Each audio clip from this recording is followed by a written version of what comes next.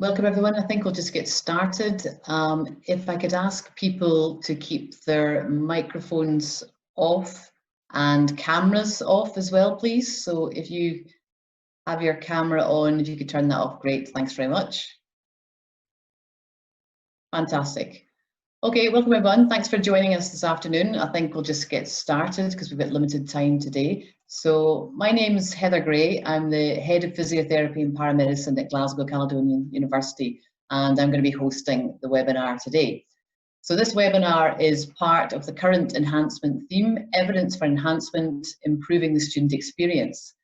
Enhancement themes are funded by QAA Scotland and delivered in collaboration with Scottish sector institutions. And theme activity is one of the 5 elements of the Scottish Quality Enhancement Framework. Enhancement theme activity works at different levels, and this webinar is part of the Student Mental Wellbeing Collaborative Cluster. Collaborative clusters are designed to support groups of institutions to work together on topics of mutual benefit. So this Student Mental Wellbeing Collaborative Cluster, we ran a very successful face-to-face event earlier in the year, and we were due to have 2 follow-up face-to-face events at the end of April. But sadly, these had to be cancelled due to the COVID-19 pandemic. Therefore, this online event is the first of 3 that will replace that face-to-face activity. So this cluster has been led by Glasgow Caledonian University in collaboration with Heriot-Watt University, University of Stirling, and Sparks, that's Student Partnerships in Quality Scotland. Its aim is to develop a range of resources that will help staff create learning and teaching environments that are inclusive and promote student mental wellbeing, something that's especially important in the current climate. So Gareth Hughes is our speaker today.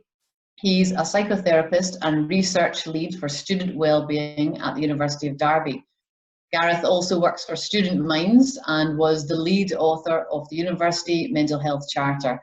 He gave a fantastic presentation at our last face-to-face event in January, so he is back again by popular demand. Also assisting in the background today, we have Dr. Shiv Shanmugam from GCU and Claire Parks from QAA Scotland.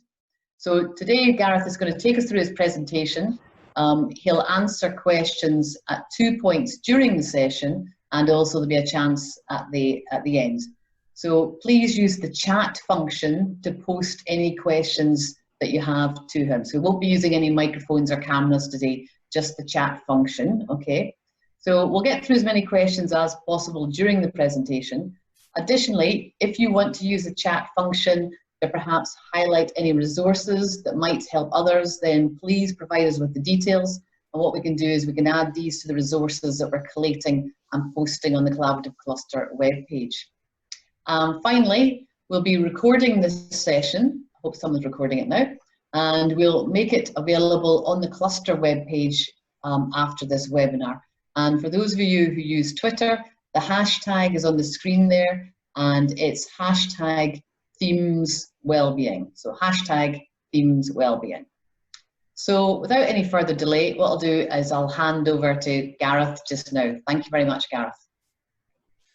Thank you, Heather, and thank you everybody for joining us today. It goes without saying that these are unusual times, but hopefully the session today will be useful to you and hopefully also to your students in time as we work our way through this era that we're experiencing at the moment.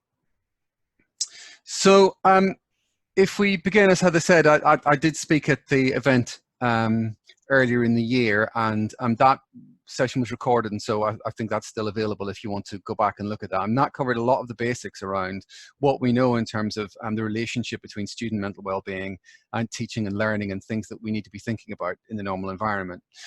The session today is building on that, so I'm not going to be repeating anything that I covered back then, but it is available if you want to go back and listen to it.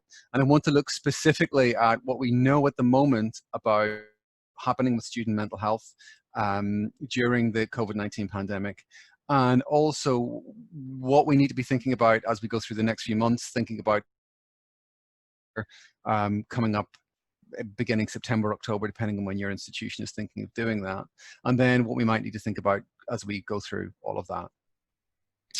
But I want to begin really by thinking about something that's kind of crucially important to the center of all of this, which is that when we're thinking about student well-being, you as staff absolutely matter. Your well-being is as important as the well-being of our students, and it's something we absolutely must not lose sight of in all of this, because I think it would be quite easy for that to happen.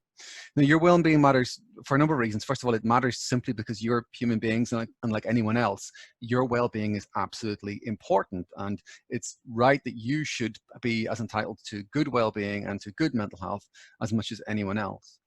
It's also important because the well-being of university staff does impact on the well-being of university students, and it impacts in a number of ways. First of all, a lot of the work that we did in the research for the University Mental Health Charter identified first that students are absolutely aware when their academic staff particularly are experiencing poor well-being or when they're experiencing good well-being, and that impacts on them. And in particular, there's a kind of modeling of behavior that happens, so that if students see academics struggling with their well-being, overwhelmed, stressed, then they feel that they need to be in that position too if they're taking their studies seriously. The other thing is that your well-being matters because what you're being asked to do is difficult and complex work, and we need our well-being to draw on to enable us to actually deliver what we need to do. I think a key part of this is one of the things we know about teaching from the literature is that teaching isn't the preparation and delivery of materials that you prepare in advance. Teaching is what happens when you react to how your students respond to what you've prepared. Doing that in a classroom is complicated enough, but doing it online is even more complicated. So those moments when your students don't understand something and you provide an additional explanation, or expand a little bit more, or make a connection between what they've already learned and what you're trying to teach them in this moment in time, or provide reassurance or guidance, that's where the real teaching work happens. And to do that online, it takes energy, it takes focus, it takes engagement. So looking after your well-being and all this really matters, because if we all get to September exhausted and burnt out, that's actually not going to do our students any favors. So we need to be thinking about that as we're thinking about what we're going to be doing through the whole course of the next few months and possibly the next year. Now, within all of that, I think we also need to be realistic about what it is we're doing, where we are at the moment, what we're dealing with, and what is practical and possible. And I think part of that is about looking at what we've done. Now, what the work that universities and academics up and down the country and all over the world, in fact, have done in the last few months has been nothing short of remarkable. The ability to actually suddenly erect learning in an online space has been amazing. I mean, it's been a minor miracle, and people deserve huge amounts of congratulation and thanks for the work that they have done. And students have definitely benefited from that. But we should be realistic about what it is that we're delivering right now. And there are a number of people who have written and talked about this, which is the fact that what we've been doing over the last few months and are likely to keep doing in the next few months isn't actually online or distance learning. There's a big literature on both of those terms and what it means and how it works. What we've been doing is what's called emergency remote teaching. And there's an article by Hodges et al.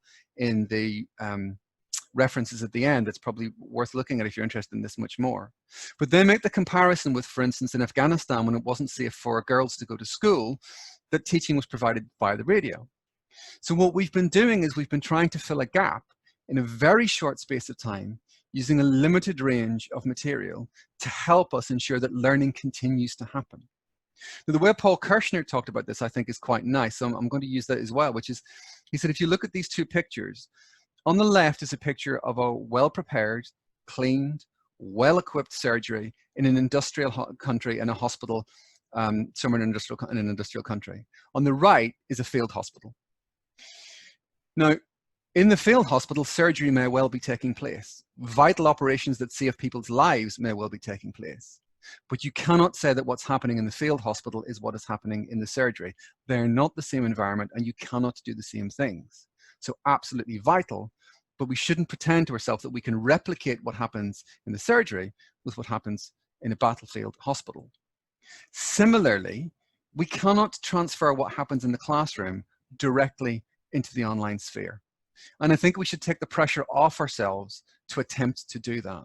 Because I think what happens if we do is we just give ourselves an impossible task that becomes frustrating and exhausting. And I think what we need to do instead is to rethink what we're doing. And I'm sure many people on this webinar today have already been engaged in that and have been thinking in that way. But I think it's worth just highlighting it anyway. Because I think one of the key elements for the circumstance that we're in, both for us, for staff, whether you're support staff or academic staff, and also for our students, is to work with acceptance. It's very easy in circumstances like this to get drawn into lots of thought patterns of what if it hadn't happened, if only it hadn't happened, maybe it might not be as bad as this, maybe by September we might be able to. And all that happens is you get yourself locked into an emotional thought cycle that wears out your energy, builds up hopes followed by disappointment, which again has a negative emotional impact on you.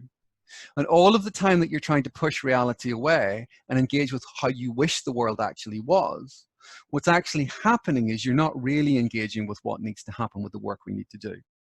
What we need to do is accept reality as it is. We are where we are. The situation is how it is. The limitations that are on us are the limitations we have to work with. And so the question then becomes, okay, so given all of that, how do we make this reality as good as it can possibly be for us and for our students? Now, this isn't about us just saying, well, we'll give students whatever low delivery we can and that'll do. It's really important to be ambitious. It's really important to want to give our students the best possible experience that we can, both for their learning and for their well-being. But we need to do that from a position where we have accepted the reality of where we are. And that may show up, for instance, in little things like someone was sharing with me the other day that the thought process they'd gone through, which was beginning with, how do I transfer what I've done in the classroom? I've got these really great learning activities. How do I put those online? To eventually thinking, well, actually, I can't. I need to let those go and actually think, what is it my students need to learn? What do they need to understand? What do they need to be able to do? And what's the best way for me to get them there in the sphere that I'm now delivering this in, and to let go of the great work that I would normally do in the classroom and come back to that when we're back on campus. And I think that's a really important thing for all of us. And I think you working with that, us the staff working like that, but helping our students to accept that as well, I think is also really important.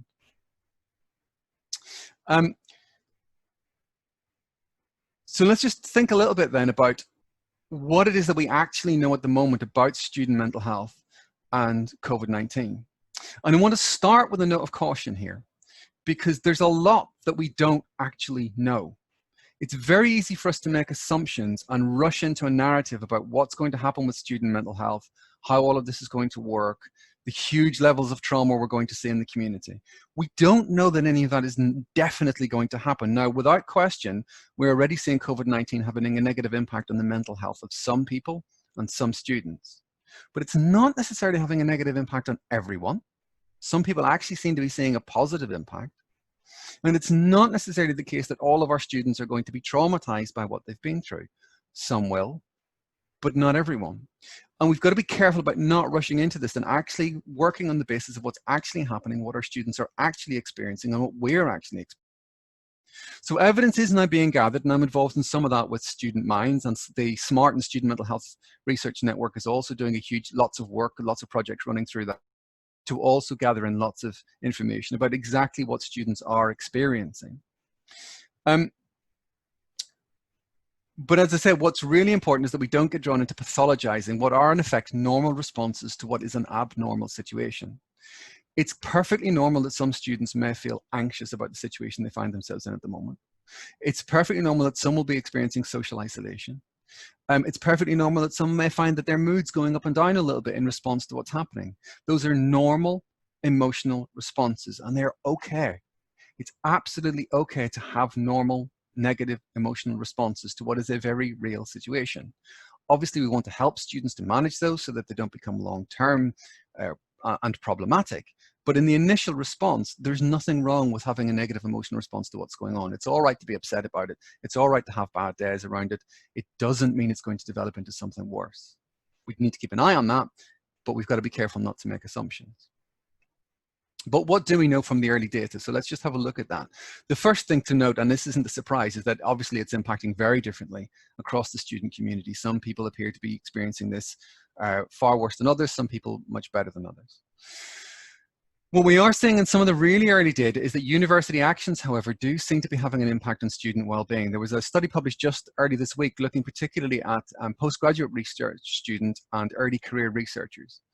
And what we can see very clearly is that when universities have communicated clearly with students about what's happening, when supervisors have communicated clearly with students about what's happening, when students have felt supported, their well-being is much better than those students who feel the university hasn't communicated with them, hasn't been engaged, doesn't seem to be caring about them as much. So university actions matter in terms of what's going on right now. We are also seeing a steep rise in imposter syndrome. Now that's particularly for final year students, but also for final coming into our universities next year, which is this feeling that somehow they're not quite good enough. Their degree isn't a real degree, or their final school year qualifications aren't proper qualifications. They're not really deserving of their space in university. But it also seems to be working a little bit also in between years. Now, this is exacerbated by some real learning gaps. So we're seeing also in some of the data students saying they've really struggled in some cases to extract learning from the online distance learning that universities have put in place. That they're finding the learning much slower, much more difficult, and in some cases their understanding is a lot less than they would have expected. And they're therefore feeling a lot less prepared for the next academic year coming. So we need to be aware of that.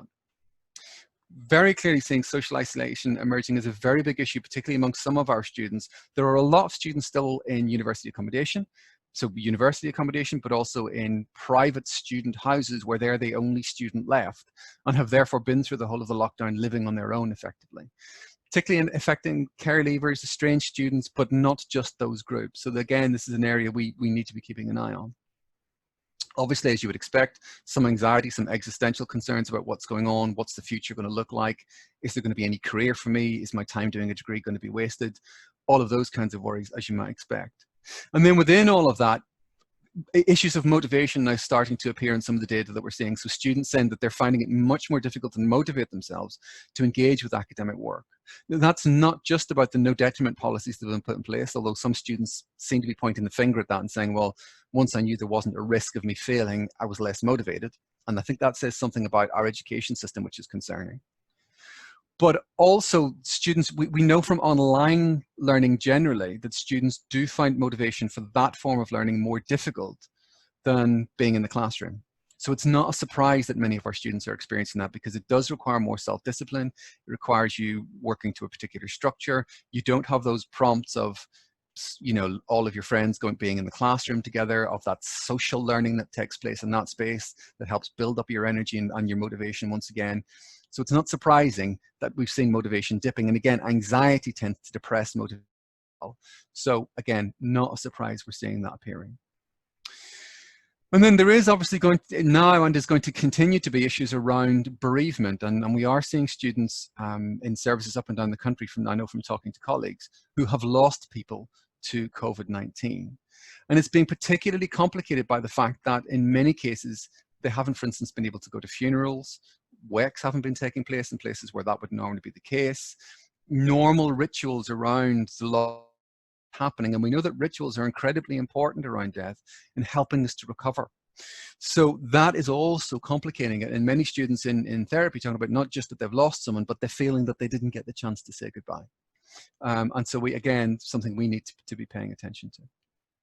Now, in terms of equality and inclusivity issues around all of that, we are seeing big issues around where the difference in family relationships are happening. So students who don't have family to go back to, or who have family to go back to, experiencing some problems.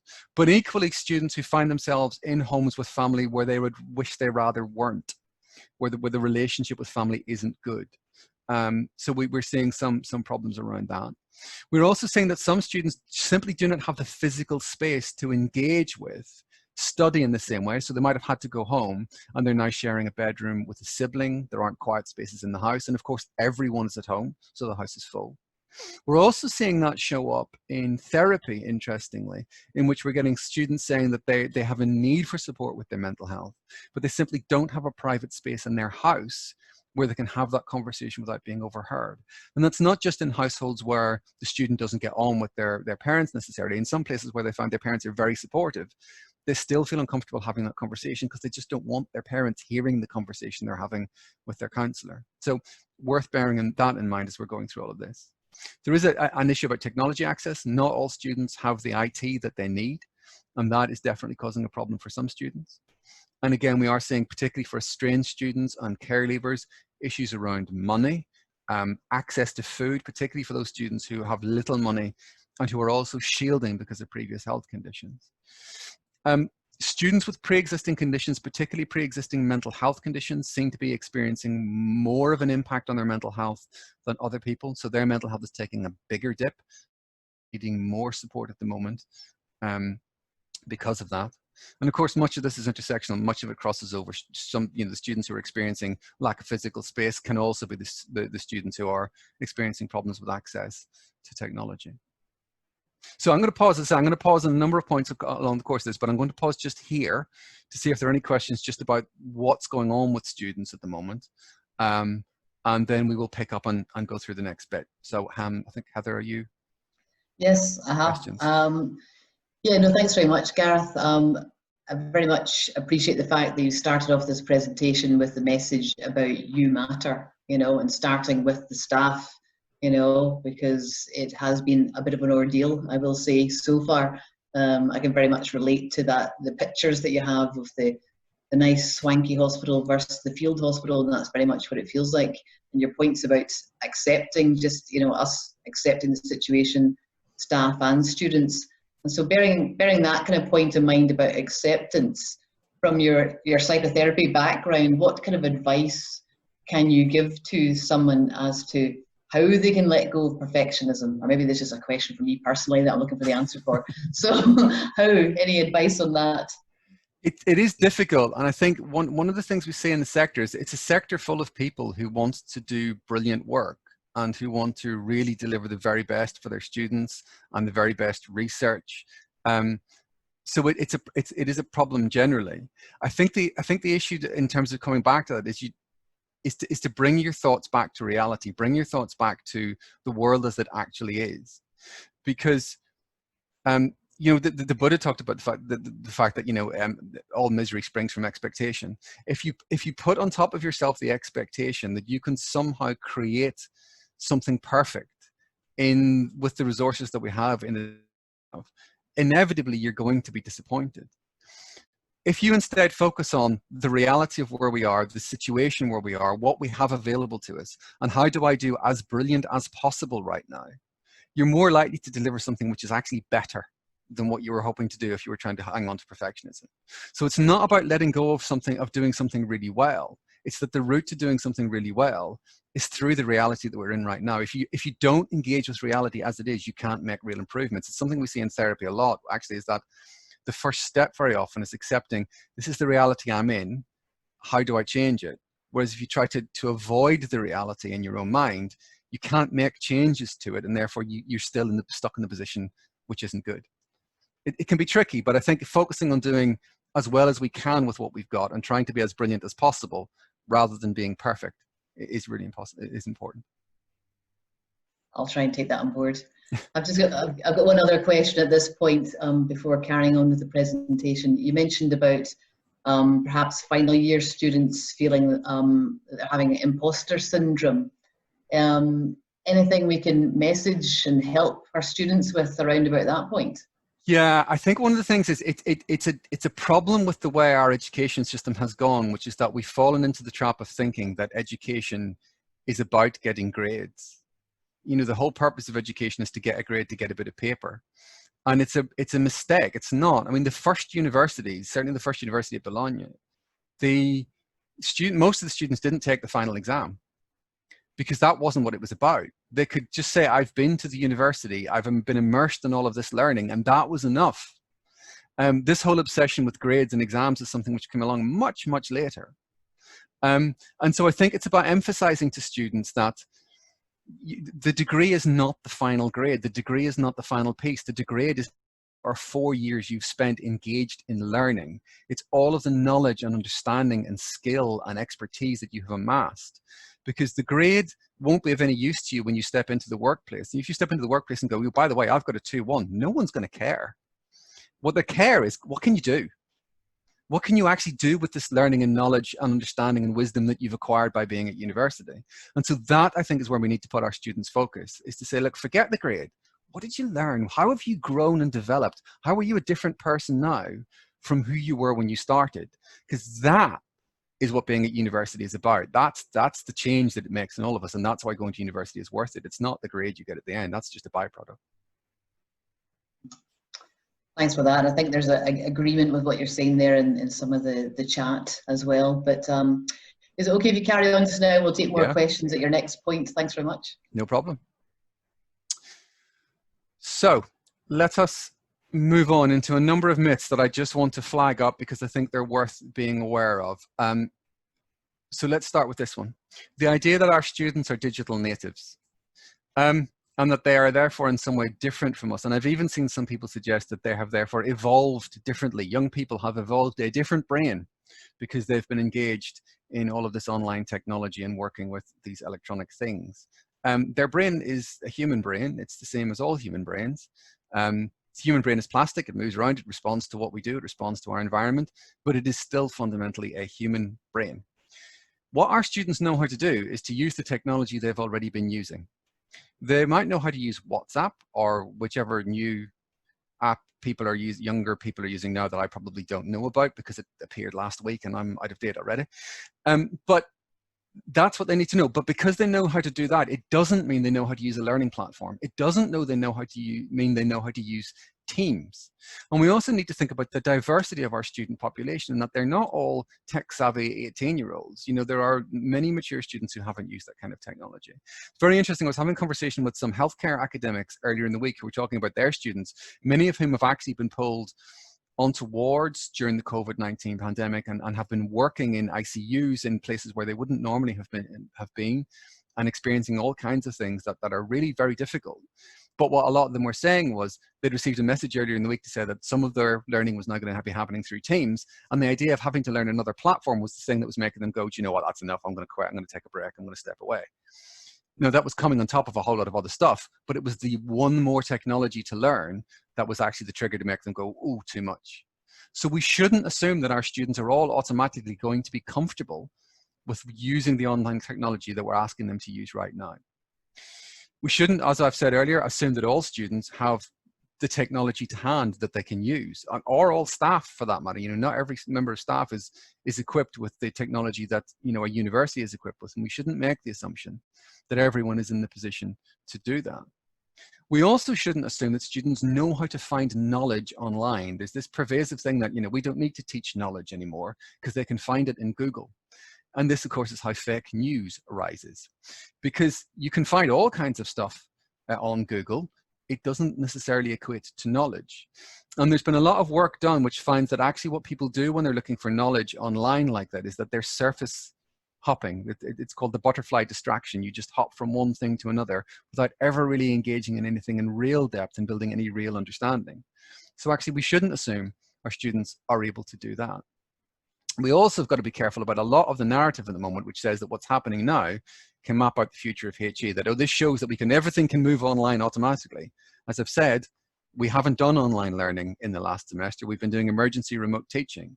And while students have been very understanding about that and have been very appreciative of the efforts their academics have gone to, we shouldn't kid ourselves that their learning is necessarily going to be of the same quality as to what they would have had in the classroom under those circumstances.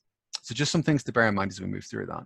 One other thing I wanted just to throw out is this idea of cognitive load theory, Sweller's idea of cognitive load theory, which I think is really important for anyone who's teaching to know about. And this is the idea that we all have a very large long-term memory, but a small, restricted short-term working memory. And that working memory can become overloaded and then impact on our ability to learn and engage in problem solving. For many of our students, they are having to learn to use a new online learning platform. They're also having to learn online, which is a different way of learning. It's a different way of engaging with learning. And by the time they're finished with doing all of that, for some of them, there's very little cognitive capacity left for them to actually engage in disciplinary learning. So when we're doing this, particularly when we come back next year, I think it's really important that as part of the scaffolding that we put into our curriculum plan, that we are explicitly teaching our students to use the platform and to learn online, and then to engage in disciplinary knowledge in a more in-depth way. And not to ask them to do it all at once, because if they do, the likelihood is that their working memory is just going to be overloaded and they're going to miss a lot of learning as a result. So I think that's just a really important mark to put in there, because what happens if students experience that is their anxiety is likely to rise, the imposter syndrome that they might have walked in with at the beginning is likely to rise, some of our students are just going to be experiencing so much negative emotion in response to that, that they're just going to want to push it all away and walk away. And we will lose students as a result who otherwise could have been very successful students. So let's now, I've broken down some things that I think are probably worth us thinking about as we go through this whole period. And one of the first ones I want to focus on is that issue, which is that what matters is not the technology. And particularly this is important for us as members of staff to remember, because we can feel like we're not using the technology properly. We're not using it to its full capacity. There are all these whistles and bells that I could be using that I'm not using. None of that matters anything like as much as the relationship between us and our students. The relationship between you and your students is far more important than the technology, because good pedagogy is founded on that relationship, on your ability to respond to them, to give them feedback, to give them reassurance, to re-explain. And we've seen again in some of the data that came out in the last few months, that when students feel that their academics understand them, about them, make effort for them, their own well-being benefits enormously, as does their learning. As I said at the beginning, your well-being matters, and this is one of the reasons, because you have to have the capacity to show this and to demonstrate this. So I think what's really important is to focus down on the pedagogy of this, on coaching, on sequencing properly, on using scaffolding in our curriculum. So teaching students, and if there is a learning gap, if we're finding that there is a learning gap, filling in that gap explicitly with them, helping them to fill that in, making sure that we're providing opportunities for students to pick up any learning that they need. There's a basic good principle in this, which is that if you want students to do something, teach it to them first, and don't make assumptions that they're coming with that knowledge and that ability already. And then help them to grow and develop it so that they're able to use it autonomously later. But don't get too worked up about the technology, not least because, as I said, not all students are going to have the most up-to-date computers, some are going to be trying to watch you on a phone that's not particularly new. And the more complicated you make the technology, the less able some students are going to be to engage with that. So focus on teaching. The principles of teaching don't change. And there's a long history of this, by the way. If you go back to the beginning of the 20th century, people were predicting that we could get rid of teachers in a few years and replace them with records. And then it was about, we could replace them with television. And so, this idea that we could replace teachers at some point with some technology is an old one. It's just that technology moves around. Teaching matters. Teaching is still important, both for learning and for the well-being of our students. The second thing that I think can be really helpful for our students is if we as staff talk about and model good well-being. Now, I'm not suggesting here that you start providing individual advice or trying to become a counselor or try to become kind of like a life guru or anything like that to your students. But acknowledging the situation that we are in, recognizing that it may not be ideal, and then looking at how we make the best of it is good modeling. There's a thing called academic candor, which Liz Malloy down in Australia talks about, which is about academic staff and those of us in university staff generally being willing to show our working to students, because sometimes what they see from us, particularly from academic staff, are really well worked out presentations, really intelligently put together classes, papers that are polished and have been peer reviewed and published in academic journals. And what they're not seeing is the drafting process, the mistakes we made, the things we get wrong, the effort we have to go into. And that can then contribute to their sense of imposter syndrome. They're looking at the gap between them and us. So us being able to say, look, this isn't ideal. I don't know the technology particularly well, but you know what? If we work together, we can definitely deliver something really helpful, really good, that's going to be really good for your learning, really good for your growth and development as a student, really good for your well-being. And we can, I think, as individuals, help talk about things that benefit us and that benefit other people. And there are some things that have got a really good evidence base behind them in terms of things that help well-being, help health, help mood overall. So I'll share a few of those with you now. Feel free to take away the ones that make most sense to you. The first one I'm going to talk about is sleep, and anyone who's heard me speak before knows I can talk about the importance of sleep for months on end without breaking if people give me the chance. Sleep is crucially important to our well-being.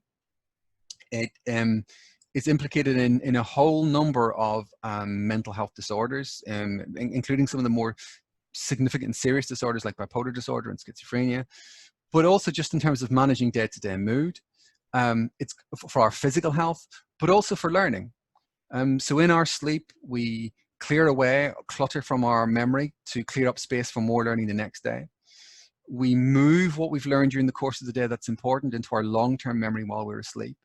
And we also seem to problem solve while we're asleep. So if we're not sleeping properly, it's going to impact negatively on our learning, and it's also going to impact negatively on our well-being overall. So just getting good sleep, encouraging your students to get off their screens, have a good sleep habits, and there's lots of advice online you can find about that, is really important.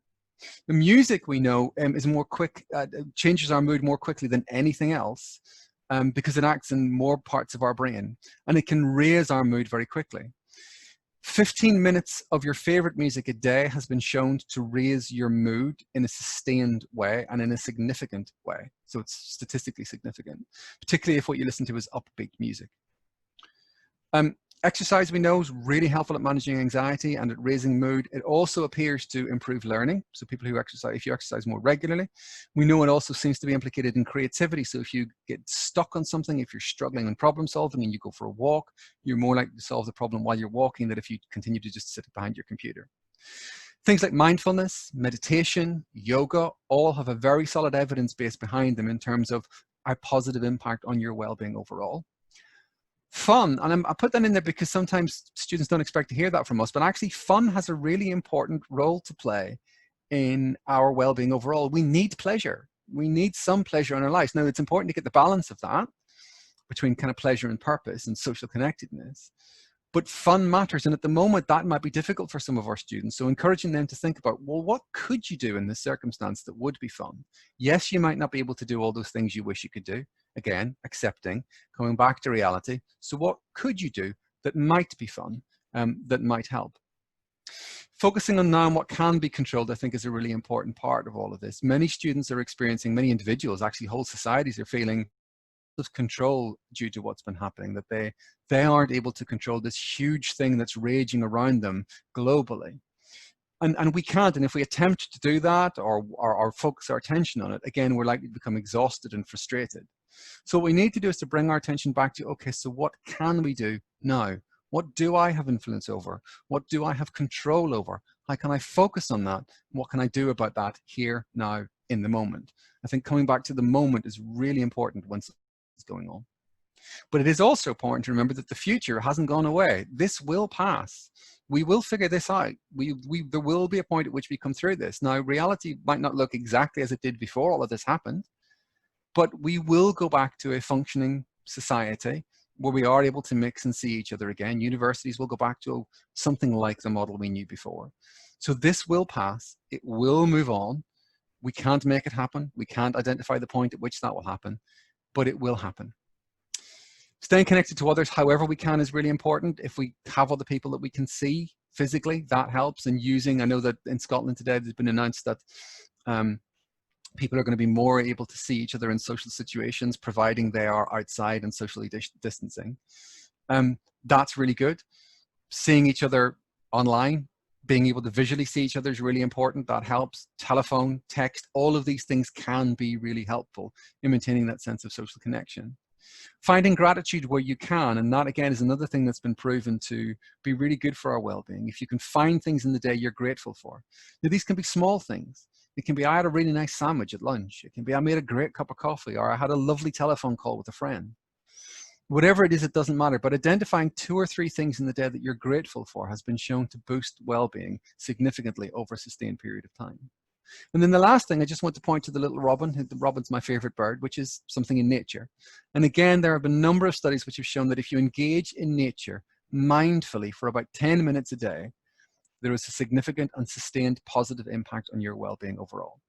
So there are lots of small, little things that we can do that, despite the circumstance we find ourselves in, can have a boost to our well-being. It's not a miracle solution. It's not a wand to make everything better, but they are little things that we can do and model and show to each other that can help us to manage the situation better and make our mood and well-being a little bit better.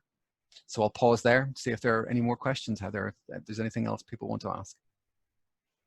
Yeah, thanks very much for that, Gareth. I think I'll maybe just raise one of the questions that's coming in various formats from different people. So have you got any suggestions as to how we can foster a cohort development, community and support in a socially distanced world? I think in particular, people are raising about, you know, you've got the two different groups of students. You've got the students who already know each other already and are carrying on into later years of the programme. But now we're going to be in the situation where we've got the new students arriving and they haven't physically met their fellow students yet. So any suggestions about the kind of socialisation, the cohort development?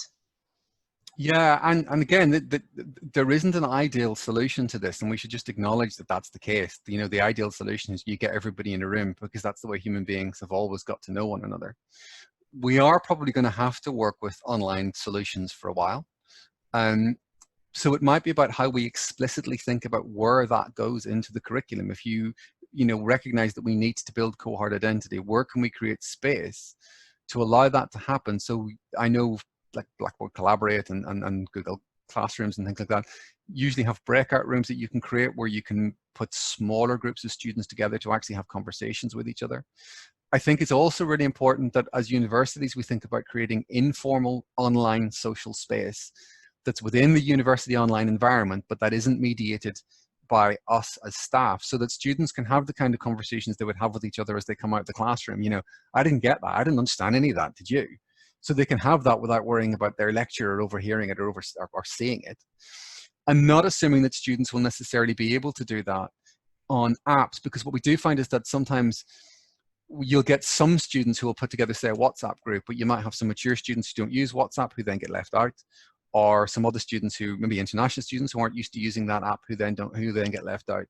So I think creating an online university space that everyone then gets introduced to, shown how to use, and is asked to use for that purpose, I think is really important. And I think this is just about, again, as I say, if we think about the scaffolding that we're going to do, not rushing to content, not necessarily rushing to disciplinary content, but spending some time at the beginning of the year setting up the learning environment with everyone, making sure everyone knows how they can use it, giving people the opportunity to talk to each other. That may be through the discipline. So what you can do with people is you can create online conversations and say to people, you know, here is a thing about this discipline, in groups of 4 in breakout rooms, have conversations about what you think about that and get to know each other that way. I know then in some pre-entry sessions, I've even just very basic things sometimes where I've said, put students in groups and said, introduce yourself, say who you are, where you're from, and why you're studying the subject you're studying, just to get people talking. It's a bit artificial doing it online, but it's better than nothing. And I think better to pay attention to it and do that than to just hope it'll somehow work out itself. And the other thing I would say is, let's not forget about when people eventually do come back onto campus, and I'll come back to that at the end of the webinar, because I think we've got to not assume that once they come back, it's all going to work fine as well. But I think it's not ideal, but depending on the size of the group you've got and things like that, I think working with something explicit, and at the very least, if you show you care about it and that you think it's important, it's a marker to students to do something about it. That's great, thanks. We'll pick up any other final questions at the end. Thanks, Gareth. Cool. Okay, so let's pick up again on where we're going through. So then back to this point I was making earlier on about the importance of meta-learning and learning to learn and guiding students through the platform. So I said earlier, for instance, that, you know, if you could create breakout rooms. If you are creating breakout rooms, please explicitly show students how to use it. Walk them through it. Drop into the room to make sure that they're using it and they know how to use it and that everybody's getting it. Be willing to hold your hand up as somebody who's had to learn this and found it difficult and complicated, so that other people, students themselves, find that normalized. They're not thinking, oh, I'm stupid because I don't know how to make this work. Because a lot of students will be in that situation, and that is how they will feel. So normalizing the fact that we're all trying to figure out how you make this technology work as well as you can. All right to not know. And that it's all right to be shown once and to still have forgotten and to have to ask again, because that's a normal part of learning it, forgetting it, relearning it. That's how learning works a lot of the time. And so that's all okay, and normalizing that experience as much as possible. And also just giving some techniques about online learning and how you use these online tools really well. So we know, even just from when we were all still in the classroom, with things like lecture capture, we know that students who use lecture capture really well, what they do is they think about what they've learned in the lecture, focus on the bits that they didn't understand, and go back and rewatch those bits. Students who have less well-developed study skills just go and try and rewatch the whole of the lecture all over again. So giving students guidance to think about how they can use these learning tools effectively, so that, you know, you've got this. You might prefer to be in the classroom, but the great thing is you are going to have the recording. Don't rewatch the whole lot of it. Watch it, go make some notes, think about what you've got and where the gaps are, go back and rewatch the bit where there are gaps to build up that understanding, and that's likely to be more effective. Do warn them about having other things open when they're engaged with the learning, because, I mean, I'm guessing now most of you are probably actually have your emails open or something else open while you're doing this. And we know that when that happens, your overall cognitive engagement with what you're learning drops, and actually your IQ falls. And just having your phone sitting by you with notifications switched on is enough to take off a number of IQ points. So giving them those kinds of warnings and guides to help them engage with the learning online, I think is really important, because then they will feel that they are learning. And when our students feel that they're learning well, what that does is it builds up their confidence. It builds up their academic self-efficacy. They can notice and see the learning, and then that confidence builds in a positive cycle. Whereas if they feel they're not learning, if they feel they've drifted away and they've missed stuff and they're not engaged with it, that can make them start to feel alienated from the material. They start to doubt, and then they might start getting thoughts about, this isn't for me, this isn't working well, and either that's the university's fault or it's my fault because I'm not good enough. And then I think this is a really important point that a number of people have talked about, and people like Paul Kirshner, which is that when you're moving this stuff to online, and they have all this other stuff that students are having to learn, what's really important is that we simplify what we're doing. So let me explain what I do mean by that and what I don't mean by that. First of all, it may mean using shorter sessions, on breaking up longer sessions with time to step away from the screen, and really encouraging people to step away from the screen. It's very difficult to maintain conversation at a screen for a long period of time, and it does also appear to have a negative impact on our well-being overall. We're more likely to lose energy, lose positivity if we're stuck staring at a screen all the time. So encouraging students to get up, walk away, if possible, step outside, get some fresh air, move around. It'll lift their mood, it'll lift their engagement and their energy levels, and they'll be more able to learn afterwards. Think about the curriculum and what it is that you actually need your students to know, understand, and be able to do. And think about how you might be able to strip that back to create more space to fill in any gaps in their learning that they might have already, and that kind of meta learning around learning online. So what can you strip back? What is it that your students actually need to know? And then if possible, rebuild your modules around the core bits. It might mean you're losing some extra stuff, but that is stuff we can put back in later on. We can look at doing that, providing we've got the right building blocks in place. Really think about the sequencing of what you're teaching your students. And generally what appears to be best is to start at a high level, and then and come back out and revert back out to the high level again. And that then builds students' confidence that they're understanding the whole subject. They're seeing how it all ties together. And that boosts their well-being overall. Now, I'm not saying make it easy. I'm not saying make this academically easy for students to do or dumb down your course. Challenge is really good, but we do have to be aware of the amount of cognitive loading that our students can take in one go. Now, later in the semester, when they're hopefully more confident with their learning platform, they're more confident with learning online, you can up the amount you're putting in, you can up the amount of complexity that you're throwing at them, but we do need to build from simple to begin with to make sure that they're confident with learning in this way before we sort of increase the complexity. So staying focused as much as possible, and also keep the text simple. Try not to put too many whistles and bells on this that rely on students having technology they may not have. Always worth coming back to say to yourself, if they've only got a phone, can they do this on a phone? And if you can keep it simple, and remember, pedagogy, not technology. You talking to students with some useful resources that they can read and use and watch. That's teaching, that's learning. Focus on how you're teaching, how it's being sequenced, how you're linking things together.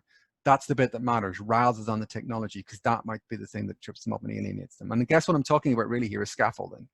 And I'm a big fan of Sally Kift's work on transition pedagogy, which is that idea that you focus on who your students are and where they are.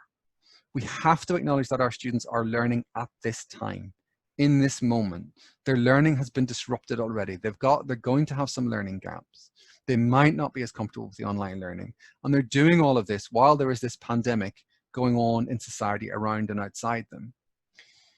So we have to teach them in that circumstance, because if we ignore that, they're going to feel the gap between where they are and what they're being taught, and they're going to feel that they're falling into that, and that then is going to undermine their confidence and their belief in their own ability to do this. So it may be very useful at the beginning of this year to actually start your year by trying to test out where your students are, what they know, what they don't, and where the gaps are. And if there are specific things that your students need to know and need to be able to do to engage with your module, check they've got it, because they may have it under normal circumstances, they may not have it now. And that's in all years.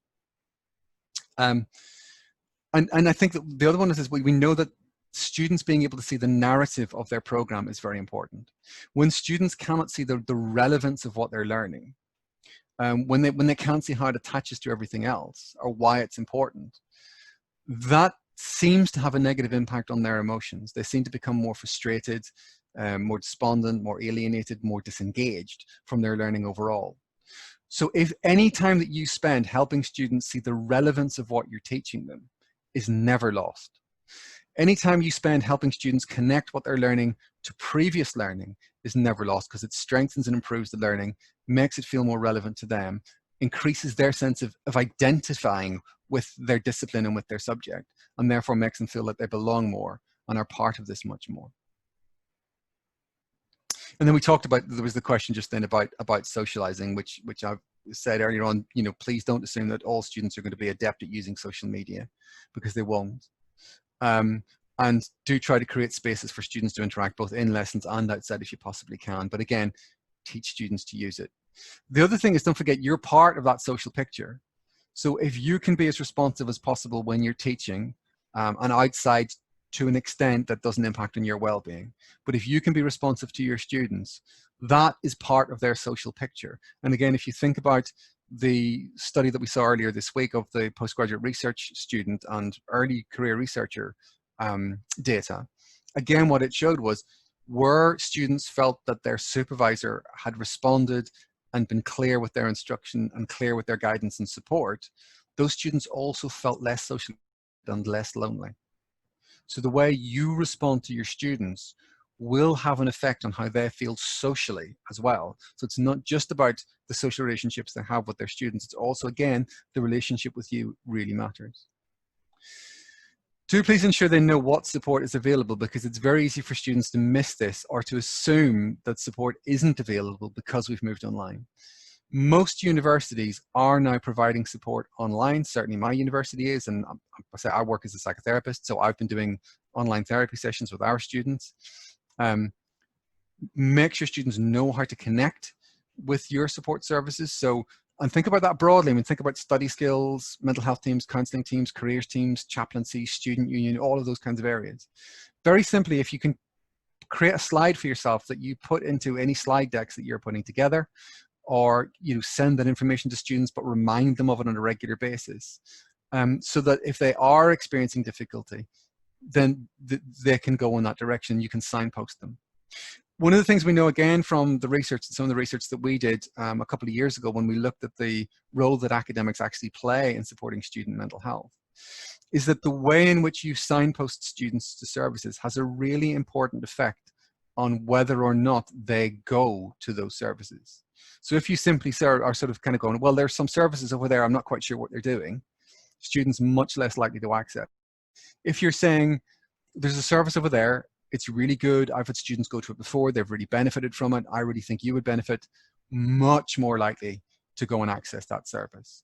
So thinking about how you're framing it, but you just putting it out there and highlighting that you think it's good for students to access that support, that you think it will be helpful, that you think it's important, that sign, that signifier to your students is on its own a demonstration that you care, but it also takes away some of the stigma that they may feel about going and accessing those services, and therefore we may get students at an earlier point prior to some of their problems developing and becoming much more severe.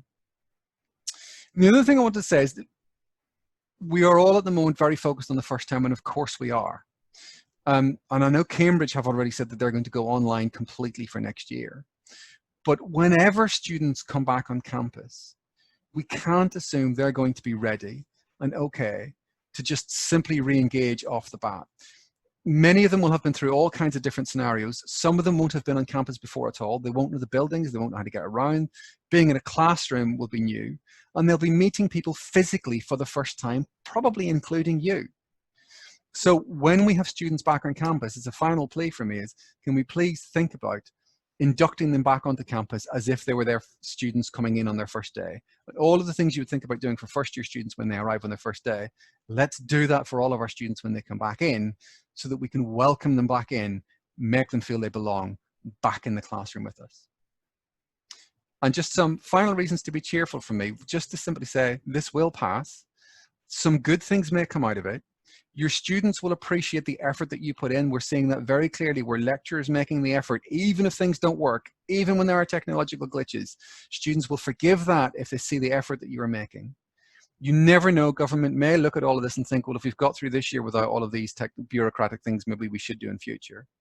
But crisis sometimes does focus us on what's important, and maybe we'll recalibrate our future and make it a better one, where our work-life balance in universities is better. Who knows? We might get there if we put the pressure in the right place. But we will survive this. Universities have come through worse. We will be here after that. This will pass, but let's look after ourselves in the meantime, and then look after our students. And I think everyone will learn something as we go through it, and hopefully we'll all emerge from it sooner rather than later. So Heather, final questions. Yep, thank you very much there, Gareth. Yeah, just one question really, because I'm aware of the time. Just bearing in mind all the points that you've raised very helpfully throughout your presentation, what do you see, broadly speaking, are the key potentially new skills that academic staff will need to develop as we move forward? I think I would focus back on the skills that academics have always been important in working with students, are the ones that are still going to be important. This is still a human thing. The fact that we're working through technology doesn't take away that these are still human relationships. The human bit is the bit that's still most important. I guess what it might help us to think about a little bit more is how we put our curriculum together. It might help us to revisit it, and maybe some learning about how we put our curriculums together, how we sequence them, how we bring them together. Maybe we'll learn a bit more about that and understand it, so that when we bring stuff back into the classroom, it might be refreshed a bit more and might be a bit more focused and targeted and focused on how students learn rather than on how we've wanted to put the content together. But I think the human bit is and remains the most important thing that I would want people to be focused on. Okay, thank you very much. I'm just aware that's pretty much us running up to the hour here just now. So I would just like to say a massive thank you, Gareth, for another fantastic and thought-provoking presentation. Particularly appreciate the fact that you've got practical, sensible ideas for us to consider, not just for the students, but also to look after ourselves. For example, around about acceptance, mindfulness, normalizing. We will get through it, positive messages. And thank you to everyone for joining in today and for engaging in the chat, although distracting and losing IQ points in the process. I do realise that. So as mentioned earlier, everyone, the recording of this session will be made available on the cluster webpage after the webinar. So please feel free to source that there, circulate it amongst your networks as you see fit. And thanks again, everyone, for joining with us. Bye just now.